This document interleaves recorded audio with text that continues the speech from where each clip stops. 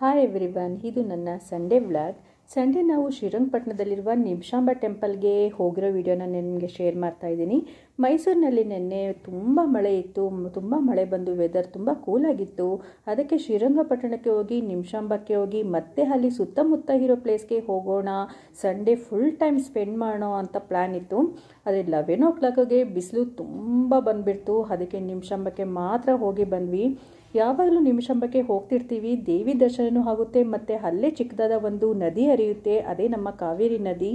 ದೇವಸ್ಥಾನಕ್ಕೆ ಹೋದಾಗ ತುಂಬಾ ರಶ್ ಇತ್ತು.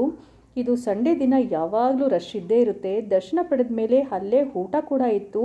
ಈಗ ರೀಸೆಂಟಾಗಿ ದೊಡ್ಡದಾದ ಒಂದು ಹಾಲ್ ಮಾಡಿದ್ದಾರೆ. ನಾವು ಇಲ್ಲಿ ಊಟ ಮಾಡಿರೋದು ಇದೇ ಫಸ್ಟ್ ಟೈಮು. ತುಂಬ ಹಾಲು ತುಂಬ ದೊಡ್ಡದಾಗಿತ್ತು, ಊಟನೂ ಕೂಡ ತುಂಬ ಚೆನ್ನಾಗಿತ್ತು. ಊಟ ಎಲ್ಲ ಆದಮೇಲೆ ಅಲ್ಲೇ ಸ್ವಲ್ಪ ಹೊತ್ತು ಟೈಮ್ ಸ್ಪೆಂಡ್ ಮಾಡಿದ್ವಿ. ಮತ್ತು ನದಿ ಇರುತ್ತಲ್ವ, ಅಲ್ಲಿಗೆ ಹೋದರೆ ಎಷ್ಟು ಚೆನ್ನಾಗಿರುತ್ತೆ, ಅಲ್ಲಿಗೂ ಕೂಡ ಹೋದ್ವಿ. ನೀವು ಕೂಡ ಒಂದ್ಸಲ ವಿಸಿಟ್ ಮಾಡಿ, ತುಂಬ ಚೆನ್ನಾಗಿರುತ್ತೆ ಈ ನಿಮಿಷಾಂಬ ಟೆಂಪಲ್ಲು.